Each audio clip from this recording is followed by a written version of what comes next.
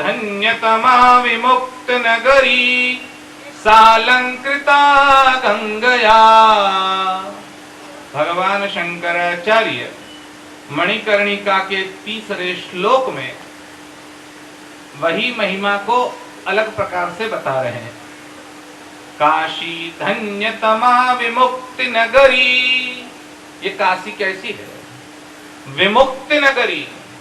देखो, काशी है वो मुक्ति नगरी है, वो बात तो हम आज 4-5 दिनों से वही बात दोहरा रहे हैं, लेकिन काशी की महिमा भी कुछ और ही बढ़ती जाती है।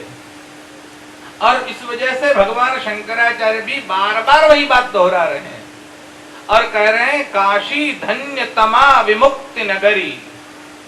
देखिए भाई, ये जो काशी है वो सामान्य नगरी नहीं है। इक्ष्वाकु वंश में एक राजा हुआ, उसका नाम था पुण्यकीर्ति। ये पुण्यकीर्ति राजा ने बहुत तप किया और तप करने के बाद भगवती भागीरथी उसके ऊपर प्रसन्न हुई। इक्ष्वाकु वंश ही ऐसा था कि इसमें जितने राजा हुए एक से एक कुछ अधिक ही हुए। सबके सब पुण्यशाली थे, सबके सब प्रतापी थे, सबके सब भगवान के भक्त थे। और उसी वंश में भगवान राम का आगे जाकर प्रादुर्भाव हुआ। भगवान वशिष्ठ को जब ब्रह्मा जी ने नियुक्त किया कि आप जाओ और इक्ष्वाकु कुल के पुरोहित बनो, तब भगवान वशिष्ठ ने कहा, क्या मैं कोई साधारण कर्मकांड करने वाला ब्राह्मण हूं जो आप कह रहे हैं कि किसी राजा के यहाँ जाऊं और उसके वहां जाके पौरोहित्य कर्म करूं? ब्रह्मा जी ने कहा, नहीं नहीं, इसलिए मैं नहीं कह रहा हूं, मैं तो इसलिए कह रहा हूं कि इसी वंश में आगे जाकर भगवान स्वयं नारायण राम के स्वरूप में आने वाले हैं। उस वंश का उद्धार हो, पूरे सृष्टि का उद्धार हो, और भगवान राम जहां पर आएंगे तो उसका सद्भाग्य और सौभाग्य, उसका जो श्रेय है वो आपको मिलेगा। इसलिए आप इस वंश के पुरोहित बनकर जाइए। ऐसा इक्ष्वाकु वंश है और इस वंश में ही ये पुण्यकीर्ति राजा हुआ। और पुण्यकीर्ति राजा ने भगवान का तप किया, गंगा जी की आराधना की और गंगा जी उनके ऊपर प्रसन्न हो गई। भगवती गंगा जब प्रसन्न हुई, पुण्यकीर्ति बहुत प्रसन्न हुए। पुण्यकीर्ति ने साष्टांग दंडवत किया। साक्षात भगवती गंगा पानी का मतलब नीर का स्वरूप छोड़कर उसके सामने साक्षात उपस्थित हो गई। देखिए, वैसे भी गंगा नदी है ऐसा मत समझिए, गंगा पानी है ऐसा मत समझिए। जल किसे कहते हैं? जिसमें से पूरी सृष्टि का जन्म हो और पूरी सृष्टि जिसमें लय हो। जन्म का ज और लय का ल, इन दोनों अक्षरों को मिलाकर ही तो बना है जल। ये जहां से पूरी सृष्टि का उद्भव होता है, जन्म होता है, और पूरी सृष्टि जिसके अंदर लय होती है, ये ज और ल, जन्म और लय, इसमें से ही ये शब्द बना है। जैसे ब्रज शब्द बना है। आपने ब्रज की महिमा आप सबको पता है, लेकिन ब्रज शब्द जैसे बना है वो ब्रह्म रज शब्द से बना है।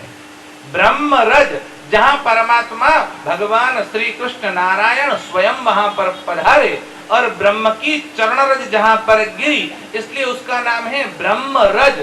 लेकिन ब्रह्म रज पूरा बड़ा नाम है, उसमें से ब्रह्म से ब्र और रज का ज, ये दोनों जोड़ दिया गया, इसलिए उसका नाम हुआ ब्रज। પછી ગુજરાતી લોકો બ્રજનું વ્રજ કર્યું, અથવા તો જો ગુજરાતીમાં વ બોલાય છે ત્યાં હિન્દીમાં વ નો બ થાય છે। जैसे आप बहु बोलो છો તમે ગુજરાતીમાં, हिंदी में बहु बोलते हैं। गुजराती में वंदन बोले, हिंदी में बंधन बोलते हैं। वेद बोलते हैं तो वेद बोलते हैं। तो जो हिंदी में व का ब उच्चारण होता है, इसीलिए तो वाराणसी का बनारस हुआ, व से ही तो ब हुआ। और इसीलिए तो हमारे यहाँ जो अरवस्थान है उसका नाम अश्वस्थान था, लेकिन अश्वस्थान का अरवस्थान और फिर वकार का बकार होने से अरबस्थान हो गया। ये भी तो भारत का ही एक भूभाग था। खैर, हम उसकी चर्चा नहीं करेंगे। यहाँ तो पुण्यकीर्ति नाम का जो राजा हुआ, इसने तप किया, भगवती भागीरथी उसके ऊपर प्रसन्न हुई। भागीरथ ने कहा, मैं तुम्हारी ये जो तप है उससे प्रसन्न हूं, तुम्हारी भक्ति से प्रसन्न हूं। कहो राजा क्या चाहते हो, क्या चाहिए, कुछ मांगना चाहते हो तो हमसे मांग लो। राजा ने कहा भगवती एक ही कल्पना है, एक ही विचार है और एक ही अपेक्षा है। मैं वर तो मांगना चाहता हूं, लेकिन मेरा वर ऐसा है जो आपको पूर्ण करना है। बोले क्या चाहिए बोलो। तब पुण्यकीर्ति ने कहा कि भगवती मैं ये चाहता हूं कि मुझे हर हमेश तुम्हारे दर्शन हो। मतलब मैं जहां रहता हूं वहां आपको आना पड़ेगा, तभी तो तुम्हारे दर्शन होंगे, वैसे तो होंगे नहीं। इसलिए मैं चाहता हूं कि हर हमेश तुम्हारे दर्शन मुझे होने चाहिए। मेरे सामने आप बहो, भले वो पानी के रूप में रहो या साक्षात मूर्ति के रूप में, भगवती मेरे सामने रहे। देखिए ऐसे धर्मात्मा राजाओं की कैसी अपेक्षा है कि गंगा हमारे सामने रहे। और आजकल के राजाओं की अपेक्षा क्या है, गंगा को बंधन में डाल दिया गया है, बांध बना दिए गए गंगा के ऊपर। आप कल्पना नहीं कर सकते कितने बड़े बड़े बांध है गंगा के ऊपर। गंगा को निर्मल चाहते हो, लेकिन गंगा को अविरल भी हम चाहते हैं। केवल गंगा निर्मल हो इतना काफी नहीं है, गंगा निर्मल अपने आप हो जाएगी। एक बार गंगा को अविरल बहने दो। और कम से कम गंगोत्री से लेकर काशी तक कोई बांध नहीं होना चाहिए। काशी के बाद चाहे आप चाहो तो उसका प्रयोग कर सकते हो, लेकिन जो हमारे यहाँ शास्त्र की सहमति है उसमें गंगा को आप इस प्रकार से गंगोत्री से लेकर काशी तक, वाराणसी तक बंधन में नहीं डाल सकते। फिर भी इतना बड़ा बांध बनाया गया है। टिहरी डैम आपने नाम सुना है सबने। ये जो टिहरी का डैम यहाँ बंद बना हुआ है, ये टिहरी बंद 80 किलोमीटर के दायरे में। टिहरी पूरा शहर था, टिहरी राज्य था। ऋषिकेश जहां पर है, आप कभी ऋषिकेश गए होंगे, ऋषिकेश से आगे टिहरी पड़ता है। अब टिहरी पूरा शहर रहा ही नहीं, राज्य रहा ही नहीं, क्योंकि टिहरी का पूरा शहर उठाकर वहां पर बांध बना दिया गया। अब जो वो बांध बना है, अमेरिका के कुछ वैज्ञानिक यहां पर आए थे, भूस्तर शास्त्री, और अमेरिका के उन वैज्ञानिकों ने, भूस्तर शास्त्रियों ने इस बांध को देखने के बाद, इसका पूरा अवलोकन करने के बाद जो बात बताई वो सरकार को लक्ष्य में लेने जैसी थी। उन्होंने कहा कि अगर ये डैम, ये बांध हमारे देश में होता तो हमारी सरकार कभी भी ऐसा बांध बांधने के लिए परमिशन नहीं देती। भारत सरकार के अधिकारियों ने पूछा कारण तो बताओ, क्या कारण है, क्या ऐसी कुछ कमी है इसमें? तब अमेरिकन वैज्ञानिकों ने कहा कि इसका कारण यह है कि ये डैम जहां पर बना है वो भूकंप प्रभावित क्षेत्र है, और जहां भूकंप आता हो उस जगह पर अगर आप डैम बनाओगे, बांध बनाओगे तो कभी ना कभी टूटने वाला है। और इस डैम की जो कैपेसिटी है, उसकी जो क्षमता है, वो क्षमता कैसी है?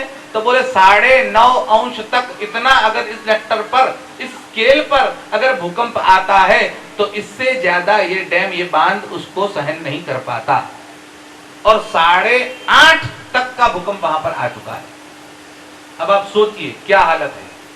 लेकिन ये जिन्होंने बनाया वो रशिया के वैज्ञानिक और हिंदुस्तान के वैज्ञानिक दोनों ने साथ में बैठकर इसको डिजाइन किया था। इस डिजाइन करने वालों के पास सरकार ने एक और रिपोर्ट बनवाई थी। ये जो मैं बोल रहा हूं भारत सरकार के आंकड़े बोल रहा हूं, वैसे नहीं बोल रहा हूं। भारत सरकार ने एक रिपोर्ट तैयार करवाई और उस रिपोर्ट में इस भूस्तर शास्त्रियों ने से कहा गया कि अगर ये बांध टूटता है तो क्या होगा जरा बताओ। और वो रिपोर्ट आज भी सेंट्रल गवर्नमेंट में पड़ी है। और इन्होंने बताया कि अगर ये बांध टूटा तो इसका पानी ऐसा बहेगा कि हरिद्वार और ऋषिकेश नाम की तो कोई चीज बचेगी ही नहीं। ये दोनों का तो कोई अस्तित्व था ऐसा पता नहीं चलेगा। ये पानी दिल्ली को प्रभावित करेगा। आप सोचिए, कहां दिल्ली, कहां गंगा, लेकिन ये दिल्ली को प्रभावित करेगा और वाराणसी में 10-10 मीटर तक पानी होगा। आप सोचिए क्या हालत होगी। शायद न करे भगवान, न करे नारायण, और ये टूट गया तो कितना बड़ा खतरा है। ऐसा खतरा मोड़ने की कोई आवश्यकता ही नहीं है, लेकिन फिर भी बांध वहां पर बनाया गया, गंगा को बंधन में डाला गया। हमारे राजा तो ये कहते थे गंगा को हर जगह पर प्रवाहित होने का अधिकार है। मां तू मुझे दर्शन देने के लिए, तेरे दर्शन हमेशा होते रहे। ये तो पब्लिक को नहाने, स्नान करने, आचमन करने के लिए भी जल न मिले ऐसी व्यवस्था कर रहे हैं। और मैं किसी पार्टी की बात नहीं कर रहा हूं, कांग्रेस हो या बीजेपी हो, सबके सब एक ही थैली के चट्टे बट्टे हैं, कोई फर्क नहीं पड़ता इनको। ये सबके सब एक ही प्रकार के लोग हैं। और उन लोगों ने गंगा को बंधन में डाल दिया है, मां को बंधन में डाल दिया गया है।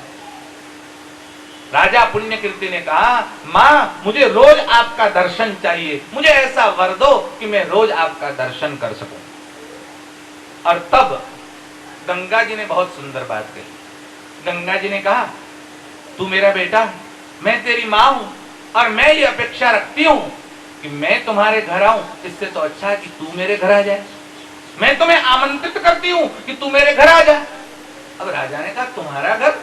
माता जी आपका घर कहां पर है? मैंने तो आज तक आपका कहीं घर ऐसा सुना ही नहीं। आप जरा बताओ आपका घर कहां पर है, मैं वहां आ जाता हूं, मुझे कोई दिक्कत नहीं है। माता जी ने कहा, मेरा घर तुम्हें पता नहीं? बोले नहीं। बोले काशी है ना, वो मेरा घर है।